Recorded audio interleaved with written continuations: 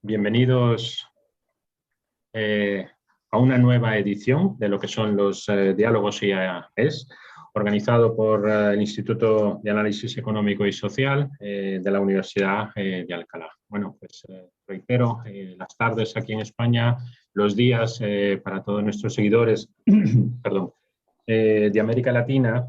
Y bueno, en esta edición vamos a hablar, bueno, pues me toca moderarla. Quisiera presentarme, mi nombre es Óscar Montes Pineda, soy profesor de Economía aquí en la universidad y también miembro del Instituto de Análisis Económico y Social.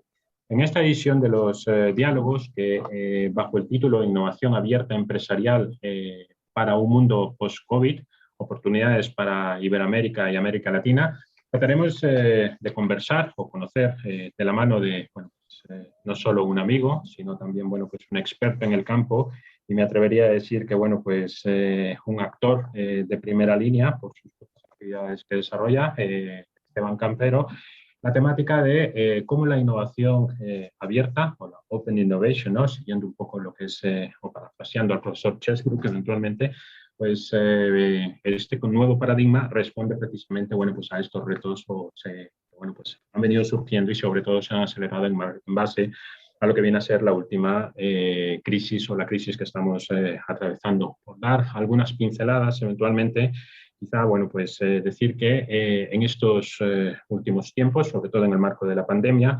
la transformación digital ha sido posiblemente, bueno, pues el fenómeno que más se ha acelerado dentro del marco de esta crisis.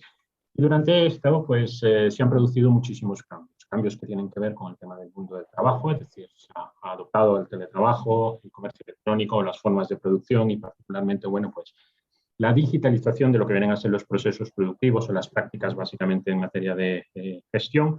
Por lo tanto, garantizar precisamente, bueno, pues el acceso a las tecnologías digitales por parte de las empresas resulta una oportunidad desde el punto de vista del diseño de las políticas, pero también para propiciar o crear nuevas alianzas o formas precisamente, bueno, pues de responder a estos retos a través de iniciativas como la colaboración o la cooperación público-privada.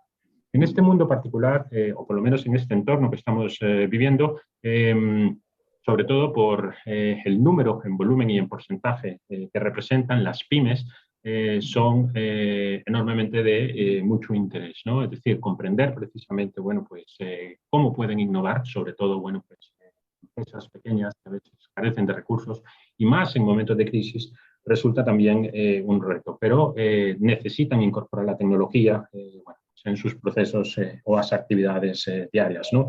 Sobre todo cómo se demandan, cómo se adaptan a las nuevas demandas o incluso a los clientes, incluso para crear valor añadido. En este contexto, dentro de las principales tendencias se habla precisamente de la innovación abierta y quizás siguiendo al profesor Chesbrook, incluso en su último artículo del 2020-2021 eventualmente, podemos entenderla como una colaboración entre empresas a través de la gestión de flujos del conocimiento, posiblemente desde dentro hacia afuera, desde fuera hacia adentro eventualmente, pero también que dan acceso a capital humano, ¿vale? Talento sobre todo desde el punto de vista del conocimiento e incluso infraestructuras físicas. Y más aún, permiten acelerar los procesos o estas dinámicas de conocimiento, ¿no? Esto particularmente, bueno, pues multiplica su importancia o la innovación multiplica su importancia en el contexto de la crisis que estamos haciendo e incluso de lo que puede ser el momento posterior, ¿vale? De recuperación eventualmente. Es decir, se trata de una herramienta práctica, sobre todo porque, bueno, pues permite, entre comillas, incubar proveedores, eventualmente empresas, identificar oportunidades en diferentes eslabones de las cadenas productivas y demás, pero también es clave o central dentro de lo que podríamos decir la velocidad de cambio tecnológico que se está produciendo actualmente, es decir, los ciclos de vida de productos, servicios, modelos de negociación cada vez más cortos, eventualmente, bueno, pues la velocidad adquiere realmente un papel relevante.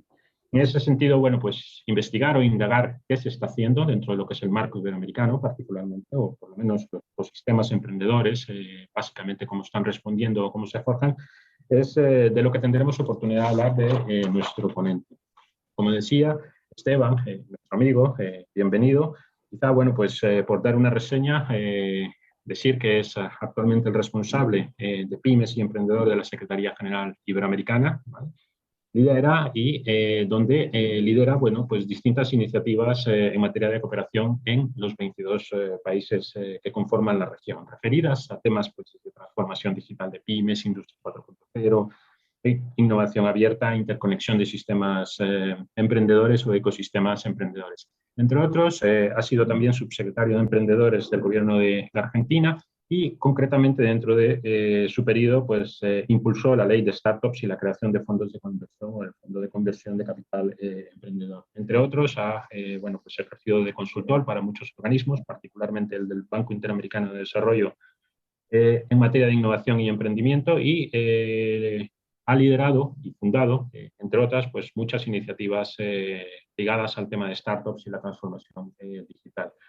Decir que, bueno, pues es sociólogo en formación eventualmente y, bueno, pues aparte de otro tipo de cursos, vamos, destacar básicamente, bueno, pues su expertise y especialización en una maestría de análisis económico y ciencia y tecnología de la Universidad Carlos III. Así que nada. Esteban, es un gusto, bienvenido, muchísimas gracias por tu tiempo. Es para nosotros un orgullo, un lujo tenerte y, bueno, pues cedo el micrófono para que nos comentes un poquito sobre esto, ¿vale? Una última cosa, para todos nuestros oyentes, decir que la sección de preguntas y respuestas se ha habilitado, ¿vale? Tenéis ahí una pequeña apartado. Os recuerdo que, bueno, pues podéis ir subiendo las preguntas y respuestas y al final de lo que es la ponencia, que va a ser nuestro compañero o Esteban, iremos respondiendo a las mismas, ¿vale? Bueno, muchas gracias y Esteban. Bueno, muchas gracias, Óscar. Buenas tardes a todos, a todas, buenos días a los que están desde el otro lado del charco en América Latina. La verdad que es un placer acompañarlos. Quiero agradecer muy especialmente la invitación de la Universidad de Alcalá, la invitación del centro, tan prestigiosa institución, con amigos que, bueno, que también les apasiona lo que a mí me apasiona, que tiene que ver con el desarrollo, que tiene que ver con la innovación y que tiene con esta lógica de que muchas mentes piensan más que una, ¿no? Y que tanto en el campo de lo social, lo económico y lo productivo, la innovación abierta nos invita a pensar nuevas modalidades de trabajo. Gracias, Óscar, por la presentación. Bueno, con Óscar además somos muy amigos, fuimos compañeros de aquella maestría de análisis y gestión de la ciencia y tecnología en la Carlos III de Madrid, y de hace 20 años que mantenemos una amistad muy linda, así que también es especialmente importante para mí participar hoy. Gracias por la presentación. Me gustaría agregar una única cosa más. Además de haber trabajado en gobiernos y estar ahora en la Secretaría General Iberoamericana, a mí me gusta decir que tengo un gen emprendedor que cada tanto se me activa. Por ahí pasamos mucho tiempo discutiendo si emprendedor se nace o se hace. Yo creo que obviamente las competencias emprendedoras se construyen. También es una cuestión de momento. Hay determinados momentos de mi vida donde también conocí un poco mejor el otro lado del mostrador de qué es, cómo se vive esto, crear una empresa, validar un modelo de negocio, pagar un sueldo o tener dificultades como para pagarlo. Así que la temática me apasiona 360 desde todos los ángulos habidos y por haber del proceso emprendedor. Decía que trabajo en la Secretaría General Iberoamericana. Para la que no la conocen, es un organismo internacional con sede en Madrid, que nuclea los 22 países de América Latina, más España, Portugal y Andorra, ¿no? Y ahí, entre otras cosas, además de hacer incidencia y planificar y poder hacer políticas comparadas y recomendaciones de mejoras de los marcos normativos para emprender, para innovar y demás, desarrollamos algunas iniciativas de cooperación entre los países, buscando una lógica de cooperación sur-sur, una lógica de cooperación horizontal que nos permita validar y aprovechar las experiencias que se están llevando adelante en cada uno de los países. Dos focos muy grandes de nuestra experiencia en estos días tienen que ver con las políticas de transformación digital de las pymes, por un lado, ¿no? Y ahí estamos trabajando muy, muy fuerte, analizando las políticas públicas que existen en la región y proponiendo modelos que pueden llegar a potenciarlas. Y la agenda de la innovación abierta también es uno de nuestros ejes de trabajo ya hace 3 años. Entre otras cosas, hemos conformado una mesa de trabajo donde nucleamos a los directores de innovación de grandes compañías españolas, por ejemplo, con inversiones en América Latina, que les pedimos que nos ayuden a identificar obstáculos, por los cuales no invierten más o no compran más innovación en América Latina, y a partir de ahí estamos elevando recomendaciones a los jefes de Estado para hacer mejoras y demás. Esa es como parte de la presentación que quería comentar antes de que arranquemos. Bueno, acá para mí hay una cuestión que es importante antes de que empecemos, de qué vamos a estar hablando ahora, ¿no? Para dejarlo un poco claro en esta media hora que voy a hablar y que después vamos a abrir a preguntas, van a estar habilitadas las preguntas. Me parece que la parte más rica, más interesante va a ser esa, el intercambio de conocimiento con ustedes. Sí creo que es importante que tengamos claro qué vamos a estar hablando. Y una cuestión que creo que es clave en cualquier actividad, conversación de economía del desarrollo, es el contexto en el que vivimos, ¿no? La pandemia atraviesa completamente el escenario productivo, estamos completamente signados por la pandemia y vamos a estar hablando de eso y de su impacto en América Latina. Ahí veía que se iban saludando de diferentes países. Me gusta mucho que estemos reunidos desde diferentes ángulos y desde el espacio iberoamericano. Y cuando hablemos de la pandemia vamos a estar hablando de algunas ideas que se van a ir repitiendo, sin ese título, pero que las van a sentir. Una es la idea de interdependencia, está cada vez más claro. Otra es de colaboración, es decir, la innovación abierta tiene que ver con la colaboración.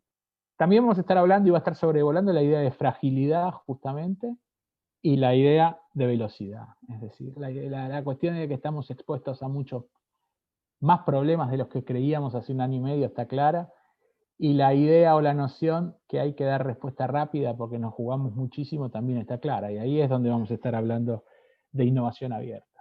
También vamos a estar hablando de una nueva globalización, sin teorizar mucho. Le dije que Oscar dijo que era sociólogo, por el acento se dieron cuenta que soy argentino.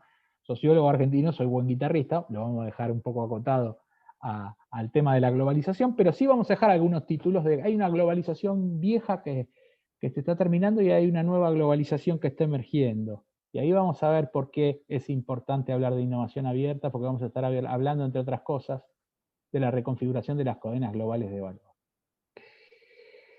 La pandemia es un acelerador de muchísimos factores, creo que uno de los que más claro tenemos es el de la transformación digital, también vamos a estar hablando un poquito de eso, es decir, logramos en 6 meses, tuvimos que lograr en 6 meses lo que teníamos previsto lograr en 4 años, obviamente sin una distribución homogénea de capacidades y de recursos para ello, lo cual genera bastantes desigualdades, vamos a estar hablando también de eso. Estamos en un paradigma tecnoeconómico donde los ciclos de vida de los productos y los servicios y los modelos de negocio son cada vez más cortos, donde la necesidad de innovar es una obligación, y bueno, que esto hay que multiplicarlo por 1000 a partir de la pandemia. Y entonces, sin detenerme más y yendo por ahí al primer punto, cuando hablamos del impacto de la pandemia en el mundo, está más que claro. Cuando hablamos en América Latina, la noticia es doblemente mala. Si en el mundo la Organización Internacional del Trabajo, por ejemplo, prevé que se han perdido el equivalente en horas de 195 millones de puestos de trabajo hasta la fecha, una barbaridad. Vamos a ver que esos números y esas realidades lamentablemente empeoran en el contexto de Iberoamérica. América Latina es la economía más perjudicada en la pandemia en el mundo, ¿no? Cerca del 30% de los fallecimientos están ocurriendo en América Latina, y los índices de pobreza están retrocediendo a la década del 90. Es decir, lo que pudimos avanzar sobre todo en principios de la década del 2000 y demás, lamentablemente estamos recibiendo un fuerte retroceso en ese sentido. Empiezo hablando del vaso medio vacío para que trabajemos con escenarios reales, ¿no? Y no con premisas falsas. La crisis del coronavirus amenaza con provocar una década perdida en lo económico y 2 décadas perdidas en lo social. Es decir, desde el punto de vista del crecimiento económico, desde el punto de vista del crecimiento de economía, estamos retrocediendo una década.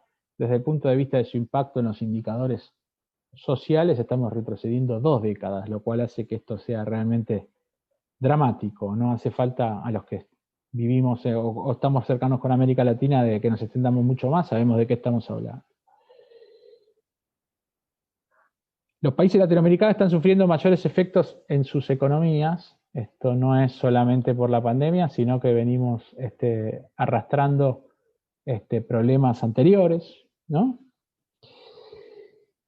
Llegó en mal momento la pandemia, coincide con problemas de bajo crecimiento, coincide con problemas de informalidad, coincide con problemas históricos de productividad, seguramente que en gran parte explicados porque nuestras unidades productivas, la microempresa, tiene más dificultades a la hora de innovar. Coincide con una pobreza que crece y una desigualdad que crece. Entonces este multiplicador que veíamos, que comentábamos recién desde el punto de vista de la transformación digital, también lamentablemente es un multiplicador de las malas noticias, de los malos indicadores, ¿no? Y por primera vez coincidieron en el 2020, miren qué tormenta perfecta para que las cosas salgan mal, al mismo momento coincidió la salida de capitales, la caída del valor de las exportaciones y el hundimiento del turismo. Escuchen lo que estamos hablando para nuestra región, ¿no? Salida de capitales, caída del valor de exportaciones y hundimiento del turismo. Las pymes son quizás la unidad productiva más afectada de lo que estamos hablando, de la pandemia. Si forman parte casi del 98% de nuestro tejido productivo, está a las claras de qué estamos hablando. La CEPAL tiene proyecciones bastante desalentadoras en la región. Se espera que posterior a la pandemia hayan desaparecido 2.7 millones de pymes, de las cuales 2.6 son microempresas, para que entendamos el peso, el valor que tiene la microempresa en nuestra región. Otro dato que es preocupante, les juro que voy a terminar con las pálidas y después nos vamos a poner más optimistas, pero creo que es importante que veamos la foto antes de arrancar. Otro dato que es preocupante es el volumen del comercio. Si en el mundo está cayendo, en América Latina cae aún más, ¿no? Si el comercio se paró casi en un 17%, en América Latina ese número salta al 23%. Es decir, ahí podemos tomar dimensión de cómo los factores estructurales que venimos arrastrando también nos vienen a complicar la existencia en este escenario, ¿no? Para salir de esto, obviamente, también vamos a tener que potenciar la inversión extranjera directa, que está también en niveles muy bajos, en los más bajos en muchísimo tiempo. Y bueno, para eso vamos a tener que acometer reformas y caminos con mucha decisión política para salir de la crisis entre todos, y para eso, y lo más importante, vamos a tener que posicionar a América Latina, nuestra región, en el centro del debate. Es decir, solos, aisladamente, esto va a ser imposible. Va a haber que levantar la voz entre todos y de alguna manera pensar en esquemas de desarrollo inclusivos que tengan a América Latina en el centro de la conversación. Decía que uno de los factores que más trastocan toda esta cuestión de este nuevo escenario, de la pandemia y demás, es la importancia del factor tiempo. Cada vez más es más importante no solo cuánto me sale hacer un producto como era hasta ahora, sino en cuánto tiempo lo puedo hacer, ¿no? Y la pandemia creo que es el mejor ejemplo para hablar de esto. Y acá empezamos a hacer la primera aproximación a la idea de innovación abierta, ¿no? En estos meses pudimos asistir a un fenómeno histórico que yo creo que vamos a estudiar durante décadas, que es cuánto hemos avanzado en la colaboración, ¿no? En la colaboración global, en la inteligencia colectiva, en la agilidad productiva, para dar respuesta. Oscar decía algo recién muy interesante en la presentación, ¿no? Esta agilidad que tuvieron tanto empresas como gobiernos. Los gobiernos también se supieron organizar muy bien, fueron un factor aglutinador y convocante, por ejemplo, para repensar y redirigir rápidamente la estructura productiva hacia equipamiento médico, ¿no? Desde, no sé, estoy pensando desde las iniciativas para la fabricación de respiradores hasta otras que lo que buscaban era la identificación del stock de respiradores que no estaban en funcionamiento a reparar y que con fertilización cruzada con la industria automotriz y con el apoyo de la industria militar, por decir algo y demás, se lograron acortar caminos y dar respuesta rápida a estas iniciativas. O industrias, empresas que dejaron de producir azúcar para hacer alcohol en gel, o empresas que se dedicaron a fabricar determinados equipamientos que estaban en faltantes. La pandemia en esto es un desafío, e impone una velocidad que no teníamos. Ante la necesidad de dar respuesta rápida, tenemos que correr más rápido, tenemos que organizarnos de otra manera, tenemos que colaborar, no nos quedaba otra y por suerte lo fuimos logrando. Y esta tendencia, a mí me gusta decir, va casi al mismo nivel que la de la transformación digital. La de transformación digital se toca más, es más fácil de conceptualizar porque está de alguna manera más encapsulada.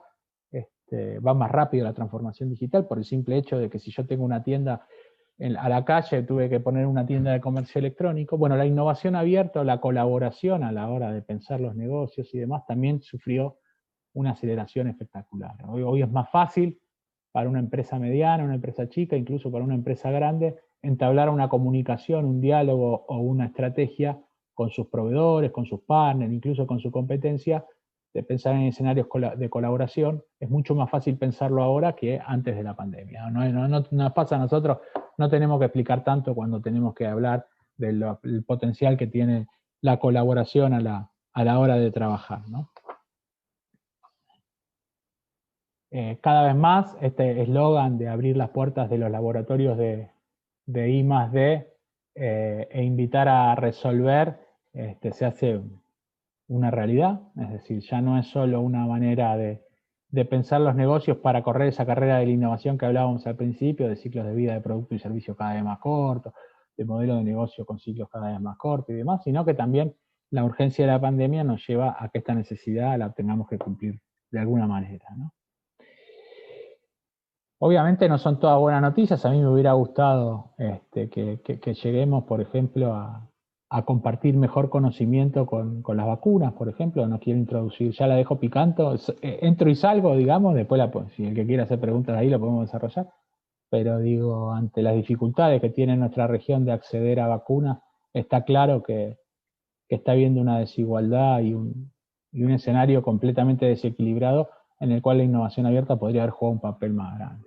Porque si nos ponemos a pensar en la producción, y acá Oscar citó a Henry Chesbrough, al padre, digamos, de este concepto de la innovación abierta, nosotros podemos decir que en el contexto de la pandemia, la organización de la producción de la industria del farma cambió para siempre. Y acá Chesbrough usa una analogía deportiva que a mí me gusta mucho, del atletismo, que dice, dejó de ser una maratón, la carrera por la investigación, el desarrollo y la innovación en la industria del farma, y pasó a ser una carrera de postas. Dejó de ser una maratón y pasó a ser una carrera de postas. ¿Y qué quiere decir Henry Chesbrough cuando dice que esto es una carrera de postas? Quiere decir que si nosotros pudimos reducir el tiempo de 4 o 5 años promedio, y siendo optimista que suele durar en la investigación, el desarrollo, la validación, y lograr todo el conjunto para lanzar una nueva vacuna, si suele durar 4 o 5 años, lo pudimos hacer en un año.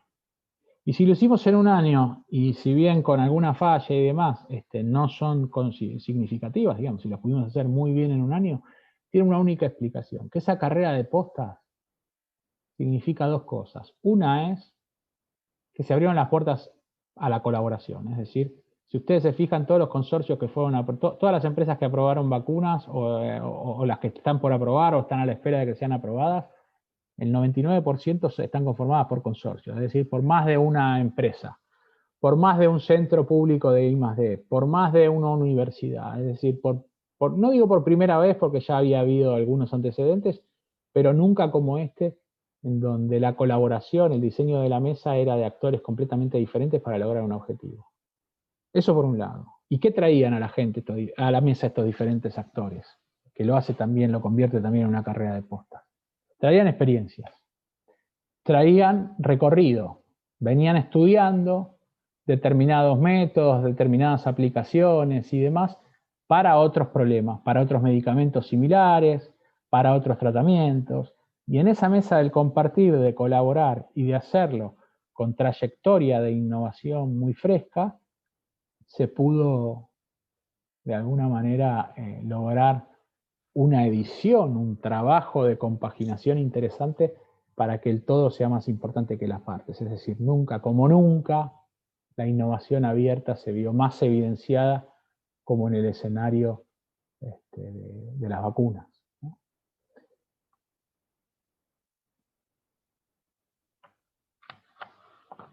decía que otro de los puntos que quería tratar tiene que ver con que hay una nueva globalización. Hay una globalización antigua y nos encaminamos hacia otra nueva. Obviamente estoy siendo más provocador, más abrupto, para que abramos la comunicación, la conversación en esto, pero está claro, es evidente que ya no estamos en el mismo escenario en el que estábamos cuando gobernaba Obama, cuando me acuerdo que a mí me tocó coordinar por la parte de Argentina el capítulo de economía digital en el G20 en Buenos Aires en el año 2017. Ya ese mundo no existe más. Decíamos que la pandemia es un acelerador de fenómenos, en esto también pasa lo mismo, es decir, ya estaba habiendo en el mundo un enfrentamiento muy potente entre las grandes potencias, sobre todo entre Estados Unidos y China, estaba habiendo ciertas penalizaciones o restricciones o reconfiguraciones en los mercados internacionales. Todo esto estaba siendo acompañado por un malestar social también, producto de la desindustrialización, entre comillas, de algunos países desarrollados, ¿no? Es decir, esta posibilidad que planteaba la globalización a partir de un fenómeno más financiero, de intercambio de flujos y demás, y la chance de tener algunos de los eslabones en producción en países más baratos o con ventajas competitivas, comparativas y demás, empezó a generar algún malestar, que tenían su correlato también en la representación política, con modelos más populistas, y sin entrar en ese debate me gustaría dejar al menos ese título. Y por supuesto el fenómeno tecnológico que atraviesa todo esto, es decir, todo esto es contemporáneo a la robótica, al surgimiento de la industria 4.0, a la posibilidad de interconectar sistemas físicos con sistemas inteligentes, y esto permitía, entre otras cosas, poder deslocalizar una planta que yo tenía en un país más barato, traerla de nuevo a un país central y suplantar mano de obra barata en gran parte por robots, ¿no? Esto también está pasando. Estaba pasando y la pandemia lo multiplica por 1000. Es decir, las necesidades de las políticas de confinamiento, las necesidades, las restricciones, también empiezan a acelerar este fenómeno que empieza a reconfigurar las cadenas de valor, ¿no? No vamos a decir que la globalización se murió, digamos, en los 90 cuando parecía el fin de la historia, porque habíamos logrado incluso que China, el resurgir del GATT y que China se adopte las leyes y los marcos normativos de la Organización Mundial de Comercio, esa década del Fondo Monetario Internacional, esa década del Banco Mundial y demás, evidentemente esa gobernanza global también empezó a sufrir y a tener ciertas dificultades para poder dar respuestas, ¿no? Así que no hay un único fenómeno llamado globalización como pensábamos. Hoy yo creo que está work in progress, que está cambiando, y que en ese cambio hay que empezarle a prestar cada vez más atención a un fenómeno de reindustrialización o un resurgimiento, si se quiere. Algunos países se enojan con esto porque dicen nosotros nunca lo dejamos de lado, pero un resurgimiento de las políticas industriales, una necesidad de pensar la política industrial también desde una lógica más soberana, es decir, y la pandemia también deja eso sobre la mesa, dando vuelta, ¿no? Esta dificultad de tener que depender de otra potencia para poder equiparme, el darme cuenta que cuando yo dejo de hacer determinadas producciones, no solo tengo que pensar en una rentabilidad económica, sino que tengo que ver también con una cuestión de seguridad ciudadana, para llamarlo de alguna manera, que en situaciones como la que acabamos de vivir también me expone. ¿Por qué estamos hablando de esto? Estamos hablando de esto porque todas estas causas son las que en definitiva reconfiguran en parte las cadenas globales de valor. Y hay otros jugadores que, bueno, Oscar conoce muchísimo más que yo, soy un especialista en esto, como China, que tienen una concepción también de la globalización mucho más atada en un sistema integrado de infraestructuras físicas, por ejemplo, ¿no? No solo pensada en nodos y en redes desde el punto de vista financiero, sino está pensada en una red de infraestructura física, donde La competencia entre nodos y clústeres de innovación es cada vez más grande. Lo leen en los periódicos en todos estos meses, lo que implica las dificultades de la crisis del microchip en Taiwán y en Singapur, y las dificultades que tienen, digamos, yo no le puedo conseguir la Play 5 a mi sobrino porque hay lío ahí. Es decir, hablábamos recién de interdependencia y de fragilidad, digamos. En un momento como en el que estamos, la dificultad o el monopolio que ejercen determinadas potencias sobre determinada tecnología puede estar generando un desequilibrio bastante grande. Cuando Huawei desembarca en un país, no lo está haciendo solamente una empresa, sino que hay un modelo que quiere discutir, entre otras cosas, los estándares del 5G en América Latina y en un montón de lugares más. Quiero decir, hay un modelo que está en constante ebullición en este momento, que se está repensando, se está reconfigurando, y por eso las cadenas de valor también lo están haciendo. Y hoy estamos hablando de innovación abierta porque creemos también que para América Latina, sobre todo, esta reconfiguración puede implicar oportunidades. Decíamos que la innovación abierta, sin ponernos muy detallistas en la definición, se trata de abrir las puertas de los laboratorios de I+D de las empresas para invitar a resolver. Muchas mentes piensan más que una, es decir, se trata de las estrategias que tienen las organizaciones para acceder a fuentes externas de conocimiento. No, ahora vamos a ver que no estamos hablando solamente de un fondo de Venture Corporate, un fondo de capital de riesgo corporativo de una gran empresa, sino que hay una diferencia de tipologías infernal que hacen a la actividad de la innovación abierta que es muy variable, ¿no? ¿Cómo lograr estrategias de innovación rápida? Decíamos, es uno de los casos más, de las cuestiones más importantes, ¿no? Que cómo lo prestamos atención y cómo lo mejoramos. Y esta realidad de algo mucho más poroso, que rompe la lógica, también la visión lineal de la innovación, y que permite que las ideas surjan de agentes externos o que surjan desde otros departamentos de la misma compañía. Empieza a ser una realidad, ¿no? Casi el 78% de las empresas top del top 100 de Forbes, por ejemplo, ya están haciendo innovación abierta. América Latina, por supuesto que acá no es la excepción, ahora vamos a hablar. Hay un estudio del BID que se hace todos los años, que ya está hablando de más de 400 empresas que están practicando innovación abierta, que hace Prodem de Hugo Cantis, en conjunto con el BID, y esto habla de las claras que hay oportunidades por todos lados. Para resumirlo de alguna manera, hay un círculo virtuoso a partir de innovación abierta que habla de complementariedad y una fórmula donde las más grandes aportan su espalda, su respaldo, su volumen, y las más chicas su creatividad, su agilidad, el espíritu startupero, digamos, la cultura.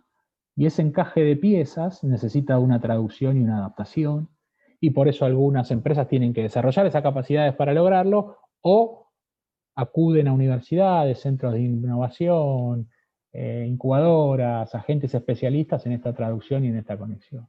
Y ahí le decíamos diferentes modelos de alianzas. Hay desde aceleradoras corporativas, que a diferencia de las incubadoras, las aceleradoras, bueno, ustedes conocen bien, toman parte del equity de la empresa contra un servicio más de mentoría, de networking, de mejora de los planes de negocio y demás. Hay concursos de ideas de negocio, hay hackatones, hay fondos de Venture Corporate, muy interesantes también, donde las empresas, por una cuestión estratégica y de mercado y demás, tienen sus vehículos de inversión y de alguna manera seleccionan proyectos, empresas que les interesan y las participan, las invierten. Esta es una estrategia que se utiliza mucho también como vigilancia tecnológica o inteligencia más de innovación, es decir, el estar controlando la frontera tecnológica también puede estar ligado a la inversión.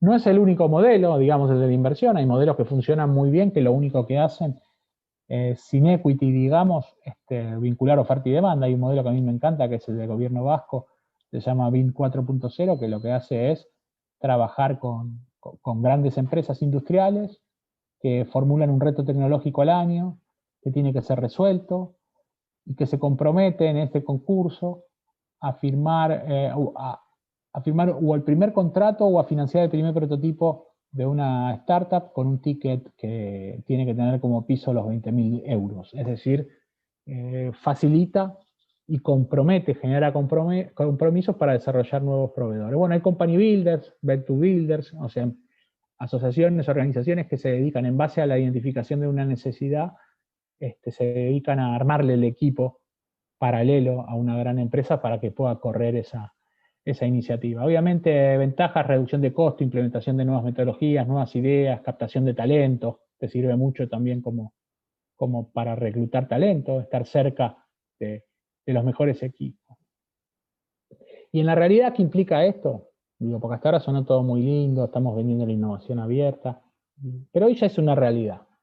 Y al ser una realidad también podemos empezar a revisarlo y a ver cuáles son las cuestiones que hay que mejorar.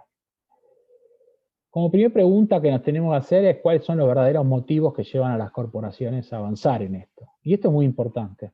A mí me tocó de trabajar haciendo consultoría con alguna gran empresa multinacional de capitales latinoamericanos. Y acá es muy importante tener en claro si yo lo que quiero hacer es branding para que el ecosistema valore que yo trabajo cerca de los emprendedores, o estoy buscando realmente una solución tecnológica innovadora de punta y estoy corriendo esa carrera y este es el insumo que estoy necesitando, o estoy simplemente en una lógica más filantrópica apoyando. Es decir, es muy importante saber cuáles son los verdaderos motivos, ¿no? Otra cuestión que es clave es prestarle atención si se trata solo de algunas industrias y de algunos sectores o es un fenómeno que puede estar atravesando. Acá yo tengo alguna respuesta. Yo creo que cada vez más esto es cross. Ya no es un monopolio de las empresas de software, de tecnologías de la información. Cada vez más lo vemos en la industria de los nuevos materiales, por ejemplo. Cemex Ventures es un buen ejemplo, la cementera que tiene su Venture Corporate. Lo vemos en alimentos también, Bimbo, y puedo nombrar muchas más, que también buscan estar en la vanguardia de esto, trabajar con emprendedores y se desarrollan sus propios vehículos. Es decir, ya no podemos decir que es monopolio de las empresas de tecnología, ni hablar en el fintech y la banca, o todo lo que tenga que ver también con el desarrollo de los agronegocios, ¿no? Otra gran pregunta que tenemos que seguir de cerca para entender el impacto en la región es cómo se construyen y gestionan las relaciones con las startups. ¿Con qué desafíos se encuentran? Y acá los desafíos son enormes. Recién les contaba alguna experiencia reciente que tuve, y acá hay mucha frustración también. Es decir, no siempre el framework legal de las empresas va al mismo ritmo que la innovación. Ese no es un fenómeno monopolio del Estado nada más, que tiene dificultades en su burocracia. Las grandes empresas también, este es un tema que se repite, que lo vemos presente en informes que acaba de terminar el IES, en otros que hizo el BID que acabo de citar y demás. Hay un problema recurrente en donde las estructuras de las grandes compañías tienen que prepararse con agilidad para esta nueva gimnasia que requiere la conexión y la adaptación. Y por último, preguntarnos sinceramente, y a los que diseñamos políticas también, si esto realmente es un plato fuerte en el menú estratégico de las grandes empresas o se trata de una prueba de degustación cool, digamos que queda bien. Es importante porque esto tiene que ver con la satisfacción y con no bastardear el instrumento, ¿no? Y ver si verdaderamente funciona. Acá el gran desafío es buscar el equilibrio, ¿no? Acá estamos motorizando, generando algo que es tan difícil como el baile entre un elefante y una gacela.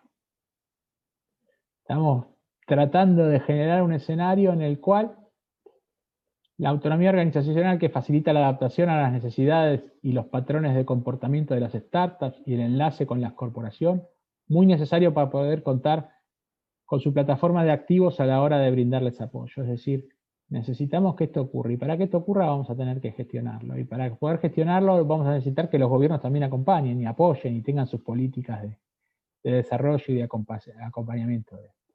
Decía los principales desafíos de la innovación abierta en América Latina.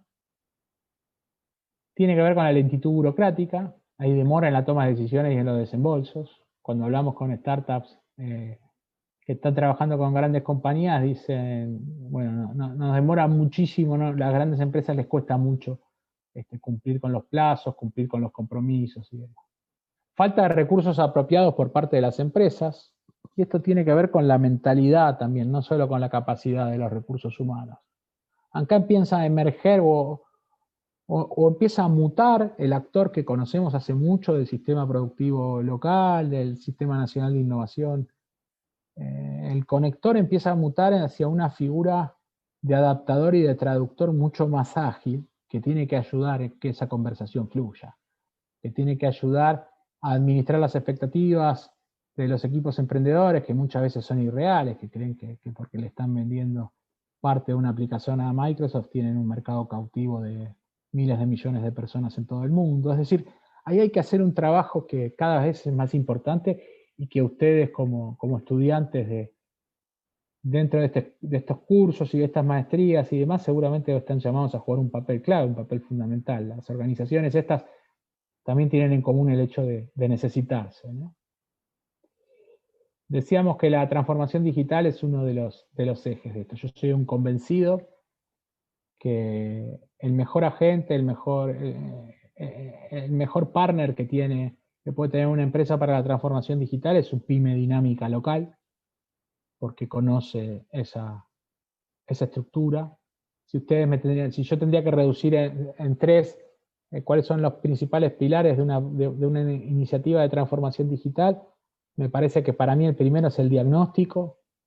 Una empresa de cualquier rubro, lo primero que tiene que tener claro es el diagnóstico.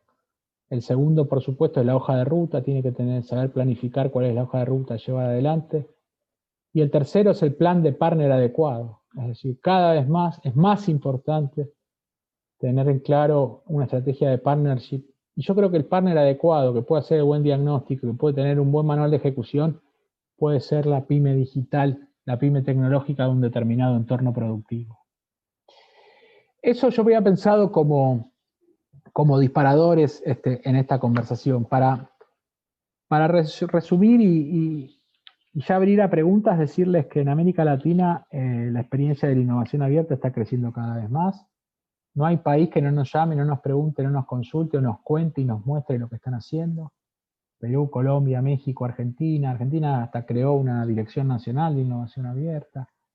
El fenómeno, el modelo empieza a extenderse por todos lados, está de moda, lo cual es bueno, no hay que volverse tampoco tan enojado con las modas, tenemos la obligación de hacerlo bien, hay una gran oportunidad para hacerlo bien. Creo que es una gran ayuda para pensar en el diseño de políticas de acompañamiento y apoyo a emprendedores, que esté esta alternativa. Después el emprendedor, la emprendedora, que patea el penal al costado de la portería que quiera, ¿no? Que decida ir por libre, que decida ir con una corporate, pero esta posibilidad tiene que estar presente, tiene que estar latente, hay una oportunidad de traccionar con una empresa más grande, hay una oportunidad de lograr especialización desde el desarrollo de proveedores de una empresa más grande.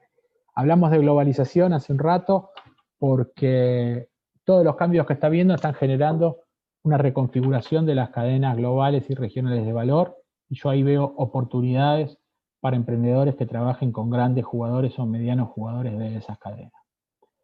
Hablamos de la realidad de América Latina, porque obviamente hay una contracción del comercio internacional y en América Latina se siente mucho más, y hay una dificultad que está teniendo la pyme más que otros agentes y más que en otros lugares, que hay que tener en cuenta a la hora de pensar, diseñar y proponer iniciativas de acompañamiento a emprendedores. Y hablamos de otra cuestión que tocó y le pegó a las dos y que estuvo presente acá, que tiene que ver con la velocidad, con la interdependencia y con la fragilidad. Y el mejor ejemplo para pensar la importancia de compartir conocimiento es el logro de las vacunas, que se logró en consorcio, no ya como una maratón, sino como una carrera de postas donde todos los jugadores trajeron a la mesa conocimiento aplicado para acortar un poco la carrera. Muchas gracias, lo abrimos a preguntas, Óscar. Muy bien, nada, Esteban, muchísimas gracias. La verdad que muy interesante cómo este tipo de herramientas, o por lo menos cómo el concepto de innovación abierta es capaz de responder precisamente, bueno, pues ante una situación difícil. Creo que, bueno, pues unido a la capacidad de acelerar, ¿no? Crear interdependencia, conexión y eso, yo creo que también un reto importante va a ser el tema este de, bueno, pues la velocidad o la capacidad o la velocidad con la cual, bueno, pues se pueda también salir, ¿no? De la crisis. Creo que eso en el momento de recuperación. Tenemos algunas preguntas. La verdad es que, bueno, pues tenemos asistentes un poco de casi todas. Qué bueno. Argentina, Colombia, Brasil, Perú, México, Paraguay, Uruguay, pues bueno, pues algunos países también así europeos, incluso desde Edimburgo, nos envían saludos, ¿vale? La verdad. Y algunas de las preguntas que plantean, Sí. al menos desde Brasil, es, bueno, pues unas formas de colaboración, ¿no? A nivel de entre regiones, países, eventualmente, que yo creo que eso, bueno, pues puede ser interesante. Estamos hablando de un entorno global, ¿no? La Sí. idea de globalización, la innovación abierta, quizá, bueno, pues siguiendo dos ideas, ¿no? Que comentabas, que las buenas ideas pueden surgir de cualquier lugar, pero me atrevería a apostillar también que, bueno, como dijo Sir Isaac Newton, ¿no? Eventualmente es bueno caminar también sobre hombros de gigante para poder ver mejor, ¿no? A la hora de decir el conocimiento experto. ¿Qué papel o qué iniciativas pueden haber a nivel regional, entiendo yo, que permitan precisamente esa aceleración, ¿no? Al final de cuentas, si es colaboración, eventualmente, bueno, pues dice que Bueno, apoyo, en cambio entre países puede existir, ¿no? Esta quizá te dejo la primera pregunta. No sé si quieres que te las haga todas o... no, yo te voy respondiendo de a una, así hacemos más rápido, Oscar, y yo te diría, una buena pregunta, se pueden hacer muchas cosas, se están haciendo algunas. Nosotros de acá desde la Secretaría General Iberoamericana estamos terminando un libro blanco o un manual de buenas prácticas para política pública. Es una investigación que nos llevó 4 meses, donde hemos entrevistado a diferentes jugadores, desde policymakers, funcionarios, empresarios, emprendedores y demás, que nos permita pensar cómo trazar una política pública que fomente esto. ¿Qué es lo que hay que hacer? ¿Dónde es más virtuoso que actuemos?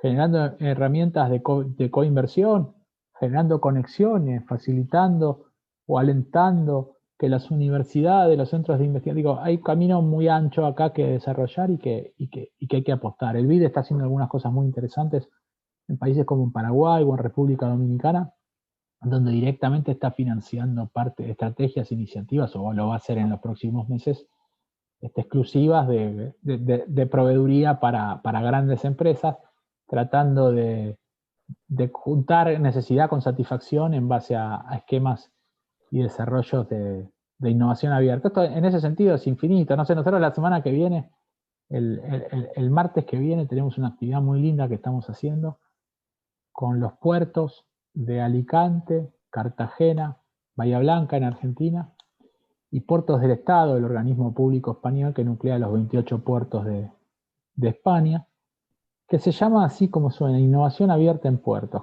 Por ejemplo, en ese vertical, cada vez más el servicio portuario tiene que pensar respuesta rápida, cómo aplica inteligencia artificial, cómo mejora determinadas cuestiones. Bueno, hay iniciativas que van desde la creación de vehículos de coinversión, como hizo el gobierno español, hasta iniciativas de concursos de ideas, como está haciendo Cartagena y como está haciendo Bahía Blanca. Quiero decir, empieza a haber cada vez más actividades e iniciativas por verticales. Hay otras de nuevos materiales, y los gobiernos tienen muchísimas maneras para colaborar. Una es ayudando, proponiendo marcos normativos ágiles para esto, y la otra haciendo conexión entre actores, y la tercera, y no menos importante, la de dar financiamiento para esto. Vale. Pues muchas gracias. Siguiendo así un poco con las preguntas, voy a tratar de agruparlas porque, bueno, se están combinando. En este proceso, eventualmente, bueno, pues aparte de encontrar dónde se puede encontrar información, aparte de la Dirección Nacional de Innovación Abierta, esta que comentabas en Argentina, además es una pregunta, bueno, pues de Diana de Argentina, precisamente. Hay otra pregunta que tiene que ver con estas medidas que se están tratando de proponer eventualmente. ¿Qué papel puede jugar a favor o en contra lo que es la propiedad intelectual en estos modelos de innovación abierta? Eventualmente, bueno, pues hemos visto algunos ejemplos, como 3M, ¿no? Algunas otras empresas, eventualmente, bueno, pues como Medtronic, eventualmente, que incluso han abierto, ¿no? Y han renunciado parcialmente a lo que vienen a ser algunas de estas bueno, derechos de propiedad intelectual, ¿no? Para que, bueno, pues se construya o se difunda precisamente este conocimiento, ¿no? ¿Cómo podría entenderse o incluso cómo podría gestionarse esto de la propiedad intelectual? Pues, Bueno, referencias de estudios, voy a nombrar 3 rápido, pero que valen la pena. Uno ya lo nombré, que es PRODEM, que es una organización que está en la Universidad Nacional de General Sarmiento de Argentina, junto con el BID, que viene estudiando el fenómeno hace rato. Y a finales del año pasado terminó un estudio muy completo, incluso con impacto del COVID en esto. El otro es el IESE, que ahí el equipo de José María Ciota en Barcelona hace un trabajo estupendo año a año estudiando cómo está la innovación abierta en América Latina. Y el tercero es de Ecotec, y salió hace relativamente poco un estudio desde Comunidades Autónomas Españolas que hace un comparativo entre País Vasco, Madrid y Cataluña, que realmente vale la pena. Desde el punto de vista de la discusión de las patentes, no difiere mucho de cómo vino siendo hasta ahora, con modelos de innovación no tan abiertos. Es decir, acá el emprendedor y acá la empresa que va a trabajar con el emprendedor tiene que fijar marcos claros de acuerdo que les permita que no le roben la idea y que les permita poder ejecutarla. Es decir, y ahí hay ejemplos múltiples de acuerdos, de licenciamiento y demás. Por ahí hay mucho, no digo que no esté, qué sé yo a veces veo como mucho problema identificado ahí, y yo creo que no es el único problema. Es decir, hay un problema muy grande, como todo startup, la que trabaja con las grandes también lo sufre, que es el problema más del escalamiento también, ¿no? La idea es importante, también es muy importante cómo escalar. Ahora, cómo protegerse desde el punto de vista de la propiedad intelectual, bueno, habrá que tener una estrategia como siempre. Ahí la innovación abierta no brinda cambios. Y es probable, eso sí, que si la aceleradora corporativa y si el venture corporate que le invierte va a querer parte de esa propiedad, ¿no? Y el emprendedor, la emprendedora lo tiene clarísimo desde el primer momento. Si los van a contratar para copiar, es probable que esté pasando, no lo veo como un hecho relevante que realmente esté tallando el fenómeno en este momento. Sí pasa al revés, digamos, mucho. Es decir, sobre todo en la industria de tecnología de la información, de las TIC. Bueno, no sé si me convence del todo la idea, pero me gusta el equipo hasta donde llegó, entonces participo en la empresa porque quiero tener talento cerca. Es decir, las dos cosas forman parte del mismo fenómeno. Habría que ver si realmente son un problema hoy de cómo proteger la propiedad intelectual. No está alejado de cómo venía siendo hasta ahora. Y perdón, estamos hablando de innovación abierta en empresas, ¿no? Después, este fenómeno, y me tocó trabajarlo muchísimo para el BID en innovación social, en innovación pública, y sacamos un libro muy lindo de esto y demás. Y donde estoy, la SEGIP trabaja muchísimo esto desde otra área, con los laboratorios de innovación ciudadana. El fenómeno de la empresa está más reglado, me parece a mí, con la cuestión de la propiedad de las ideas. No, estupendo, gracias. Quizá otra pregunta, y tratando de enlazarlas con esto que estás comentando, nos has citado algunos ejemplos que has salido, entrado, ¿no?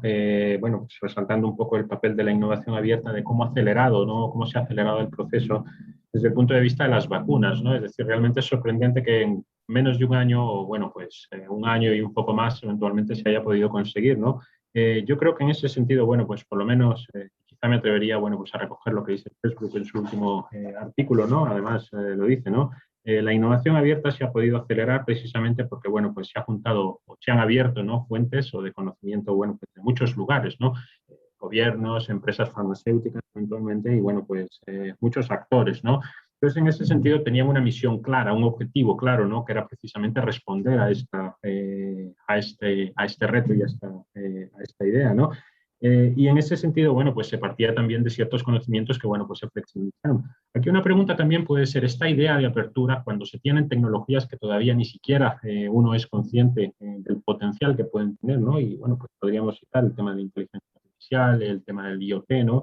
Internet of Things, eventualmente el tema de blockchain, eventualmente aplicado, es decir, cuando no hay un destino eventualmente, y quizá por vincularlo con una de las preguntas que nos hace también otro de nuestros asistentes, Rubén Garrido, ¿no? de aquí de Alcalá, que comentaba precisamente es para encarar nuevos retos, nuevos desafíos, eventualmente, como por ejemplo, bueno, pues la idea de la responsabilidad social corporativa, o en todo caso el marco que nos ha proporcionado Naciones Unidas, ¿no? De los ODS eventualmente, tenemos ya objetivos claros, es decir, ¿qué papel puede jugar la innovación? Y yo creo que aquí, ¿cómo puede cambiar esta innovación abierta el papel tradicional que juegan las empresas o cómo se puede, no sé, un poco. Muy interesante, ¿no? Y podemos tirar. Esta pregunta da para que hablemos una hora más, porque en realidad no, me quedé pensando en algo que es, por suerte, todo esto es producto de un fenómeno mucho más grande. Es decir, hay innovación abierta.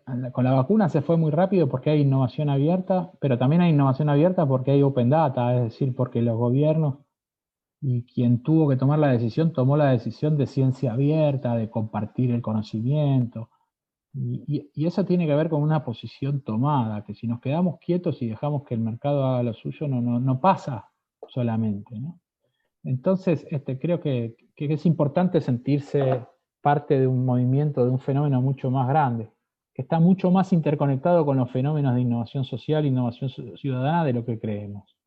Y acá lo ligo con la segunda parte, de cómo dar respuesta a los ODS, y yo no tengo dudas de que tan importante como el qué es el cómo, y el cómo, el colaborar, el hacerlo de manera abierta y demás, creo que es la mejor manera de generar alianzas. Justamente uno de los mejores, uno de los ODS más claros es como que se retroalimenta y le da respuesta al resto, ¿no? Es decir, ahí cuando trabajamos abiertos a las ideas de otros y generamos alianzas para colaborar y para hacer productos, servicios y modelos de negocios potentes, porque lo interesante de la innovación abierta es que no suele hacer ninguna concesión en cuanto a la calidad, ¿no? Estamos hablando de que todo esto que se logra desde el punto de vista netamente productivo y empresarial son cuestiones de vanguardia, es como se está innovando hoy.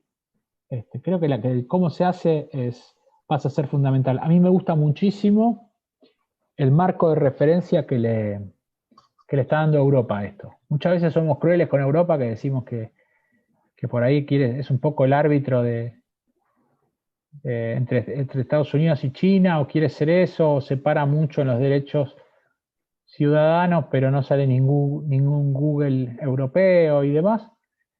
Yo creo que Europa dio un marco de referencia muy potente, muy interesante con esta lógica de la doble transformación o las transiciones gemelas, esto del verde y digital o digital y sostenible, de los cuales se habla desde los Next Generation y las últimas convocatorias. Creo que se ayuda muchísimo, yo creo en esa visión, en ese modelo. Creo que la transformación digital y la sostenibilidad van cada vez más de la mano, que la mejora que necesita el planeta solo se va a lograr con transformación digital, y la transformación digital solo se va a lograr desde una visión sostenible. Y dentro de sostenibilidad también aplicaría esta lógica que planteaba antes, donde nadie mejor que la gente local, que la pyme local, dinámica, intensiva en conocimiento, para entender su ecosistema y trabajar sobre él. Es decir, ahí yo soy un convencido que tanto el abordaje desde las ODS como en esta lógica de transiciones gemelas de verde y digital, la innovación abierta cumple un papel fundamental.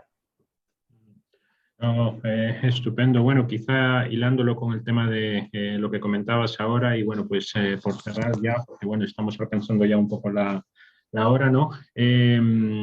Últimamente se ha puesto de moda, bueno, pues la noción de que el Estado, dentro de lo que es este nuevo contexto, eventualmente puede impulsar muchas ideas, ¿no? Bueno, pues la profesora Mazzucato, ¿no? De la Universidad o el University College London y su instituto, bueno, pues habla mucho sobre este contexto, ¿no? La misión del Estado, eventualmente y todo lo demás.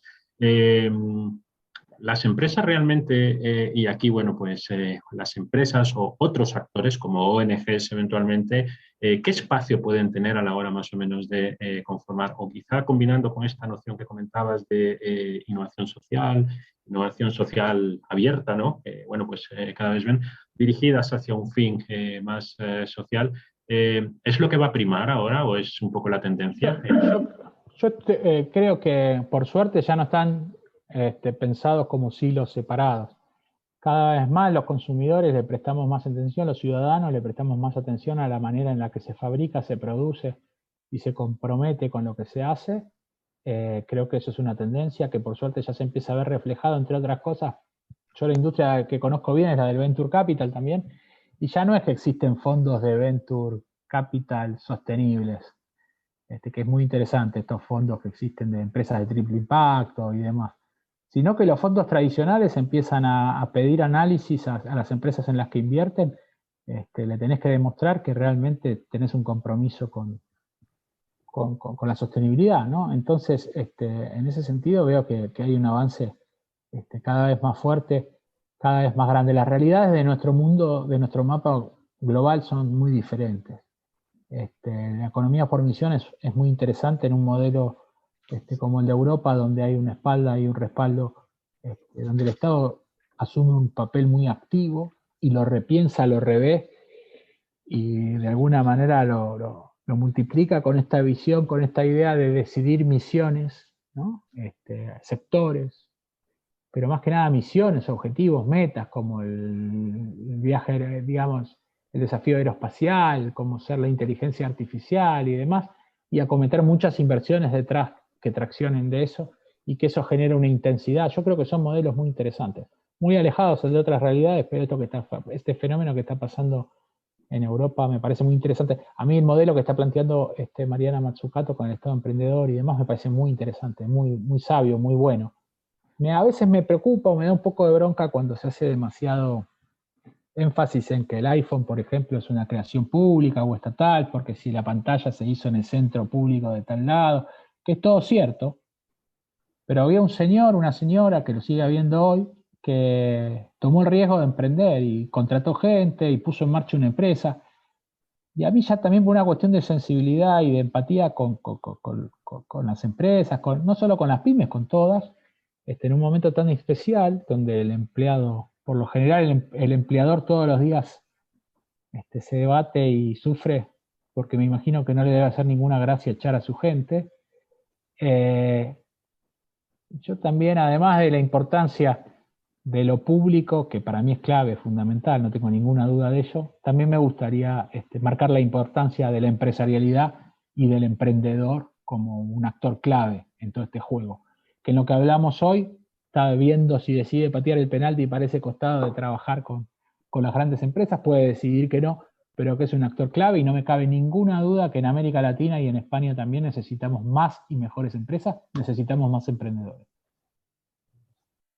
Vale, no, gracias. La verdad que sí, tenemos varias preguntas. Quizá al hilo, bueno, pues saludan desde Agustina, desde Argentina, y bueno, pues tratando de combinar con algunos otros casos de Colombia y más adelante.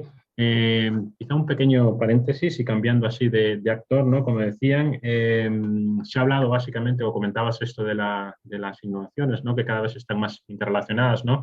Von Hippel eventualmente en alguna de sus historias o sus teorías o sus casos de éxito hablaba del caso precisamente de la pandemia de la user innovation, ¿no? Cómo el usuario puede innovar, ¿no? Y el ejemplo es las típicas mascarillas estas que hacíamos nosotros, que no entraba en competencia también con lo que vendía en la tercera de 3M, ¿no? Sino que, bueno, pues eran pues más para el uso diario y que, bueno, pues prevenían, ¿no?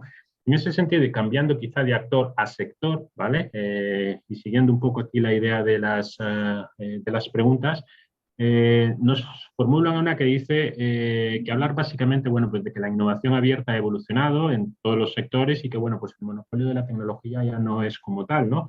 Entonces, ¿cuáles son esos sectores ahora mismo con potencial eventualmente o dentro de la innovación abierta en este contexto que pueden dinamizar y particularmente en esta era post-COVID o en la era cierre post-COVID o post-COVID en América Latina? ¿Cómo los ves? Bueno, es muy interesante porque vos tenés sectores, en realidad no hay una única respuesta. Tenés sectores que antes de la pandemia tenían problemas y ahora lo tienen más, como por ejemplo la banca. Si la banca no se repiensa rápido, el fintech se la come, digamos. Entonces necesita de alguna manera tener estrategia fintech también en ese sentido. O sea, el sector financiero es un actor que se está moviendo muy rápido. Después, siempre estudiamos que las innovaciones en alimentos tienen ciclos más lentos.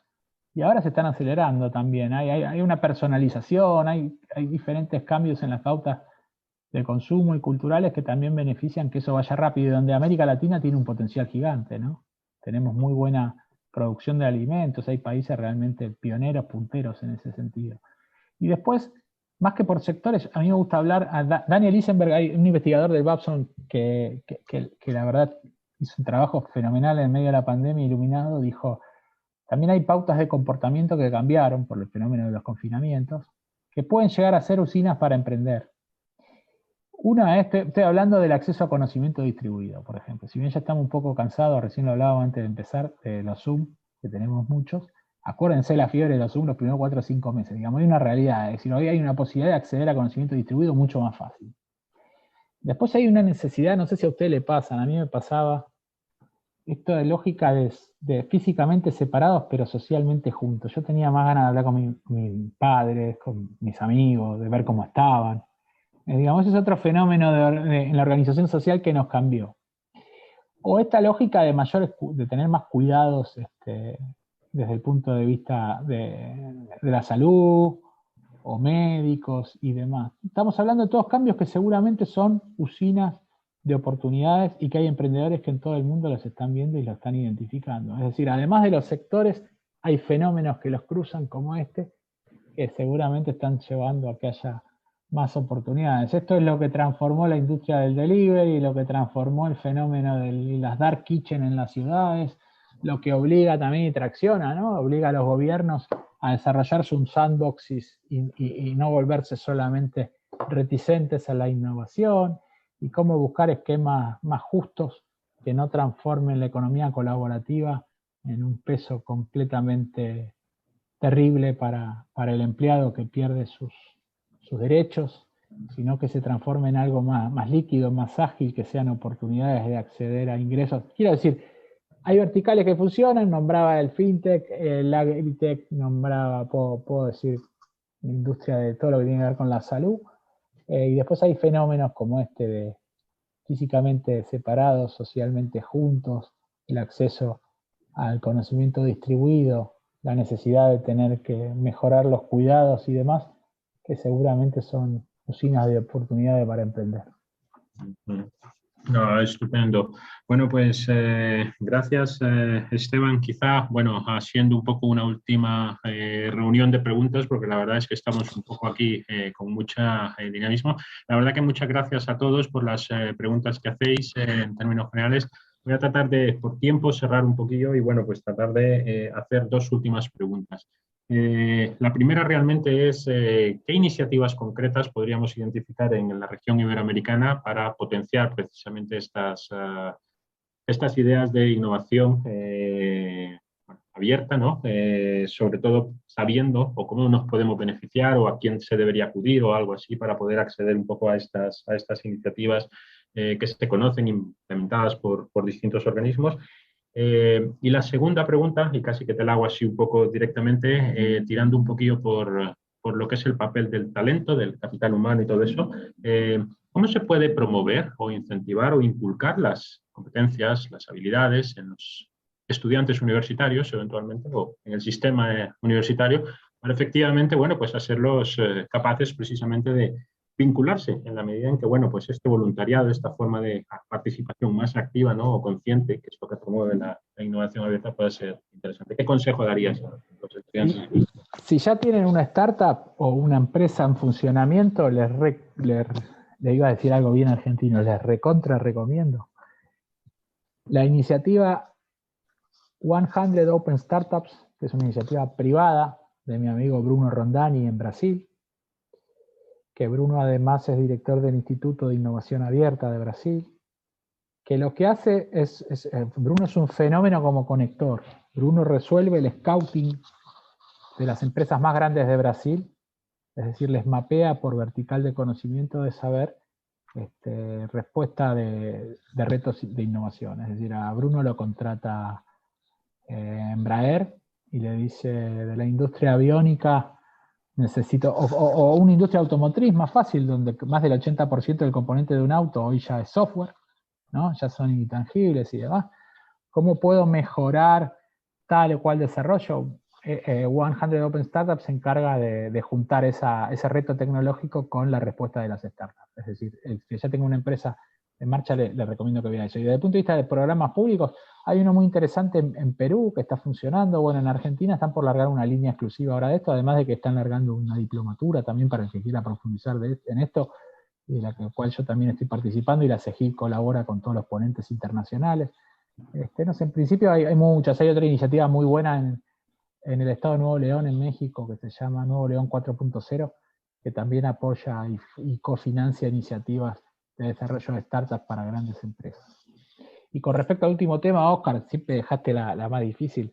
las universidades pueden hacer ya hacen un montón de cosas. Yo creo que instancias como esta, la verdad que, bueno, Alcalá ustedes se mueven muy fuerte con abrir las puertas, ¿no?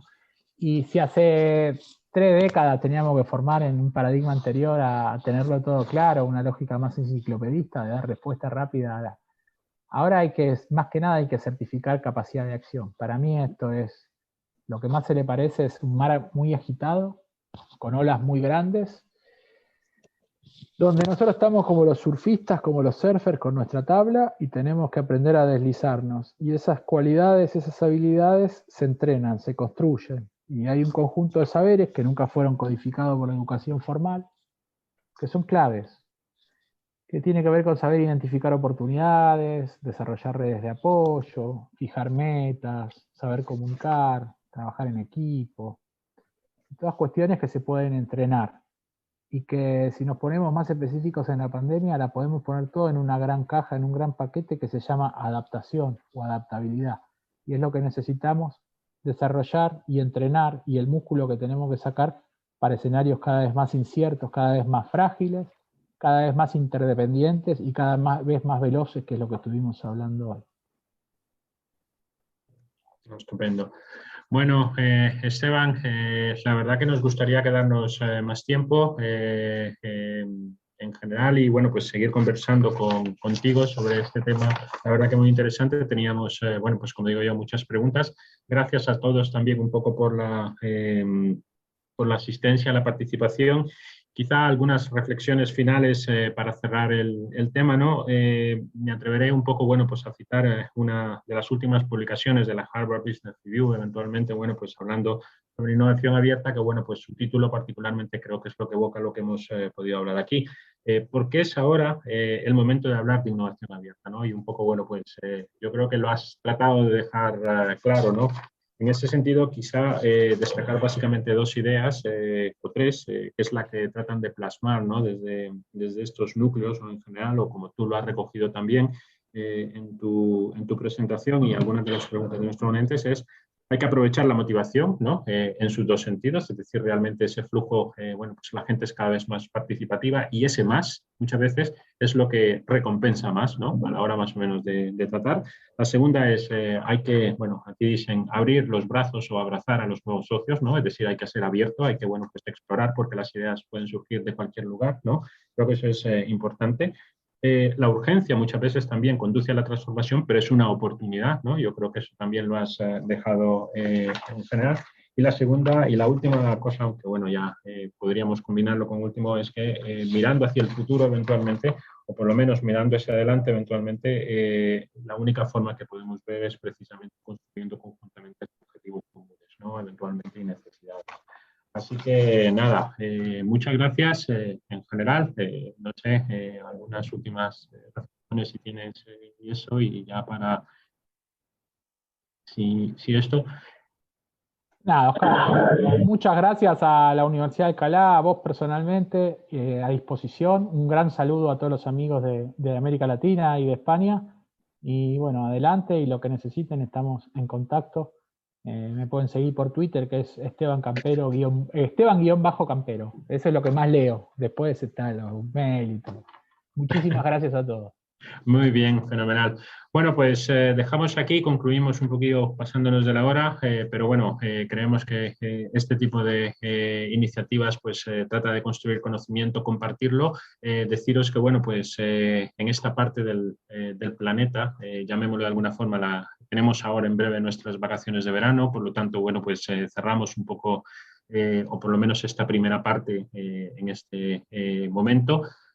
Vamos a vacaciones, pero regresamos precisamente con la serie de diálogos IAS para la vuelta precisamente del mes de agosto. Seguramente en septiembre se publicarán un poco, bueno, pues lo que son los listados de las nuevas ponencias, los nuevos